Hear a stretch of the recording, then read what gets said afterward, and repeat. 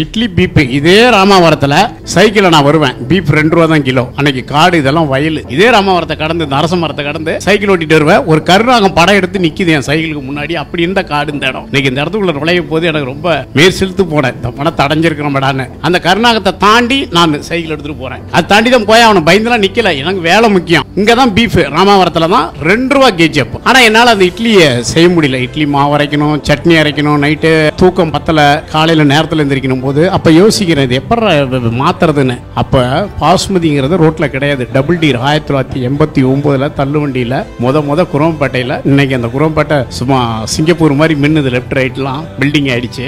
ஒரு புளியா மரத்துக்கு அடியில ஒரு பாத்ரூம் எல்லாம் யூரின் போற இடம். அதை போய் நைட்ல நான் அந்த முள்ளை வெட்டிட்டு செடியெல்லாம் அப்புறப்படுத்திட்டு தள்ளுண்டி போறதுக்கு அந்த பிளேஸை ரெடி பண்றேன். கொஞ்சம் அந்த வெள்ளை பவுடர் இருக்கும், அது என்ன சொல்ல தெரியல, யூரியா பவுடர், ப்ளீச்சிங் பவுடர் தூவி விட்டுட்டு தள்ளுண்டி போடுறேன் நான்.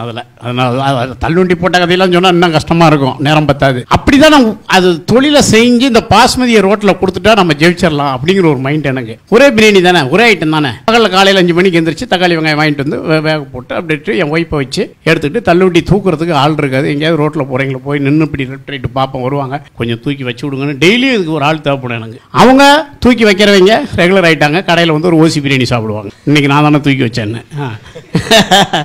அப்படி வாழ்க்கையை தொடக்கிறேன். எப்படியாவது ஒரு இல்லாததை செஞ்சிடணும் இந்த உலகத்துக்கு அப்படின்னு ரோட்டுக்கு கொண்டு வந்தேன் பாஸ்மதியா. அதுக்கு நான் பட்டப்பாடுக்குது பாருங்க. டேய் எப்படா சேமியாவை இவ்வளோ கரெக்டாக கட் பண்ணியிருக்கிறோம்பாங்க, நீளமாக இருக்கான். ஏங்க இது பாஸ்மதி ரைஸுங்க.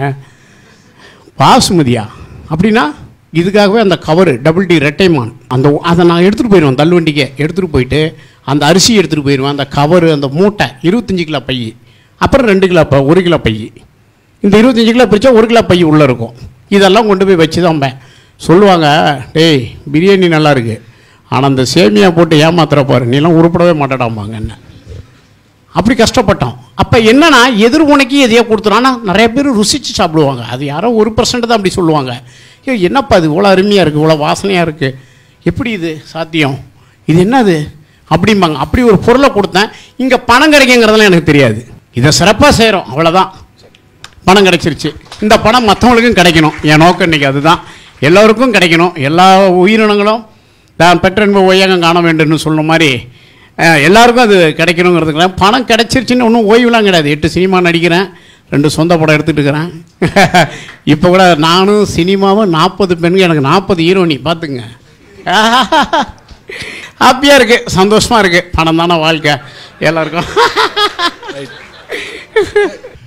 ஏன் பணம் வந்து அதிகமாக ஒரு கொஸ்டினாக கேட்டோம் அப்படின்னா, பணம் ரொம்ப இம்பார்ட்டன்ட் இல்லையான்னா, இம்பார்ட்டன்ட் ஒருத்தர் சொல்கிறாருன்னா அது யார் சொல்கிறான்னு பார்த்து தான் அதோட கருத்துக்கே மதிப்பு இருக்குது.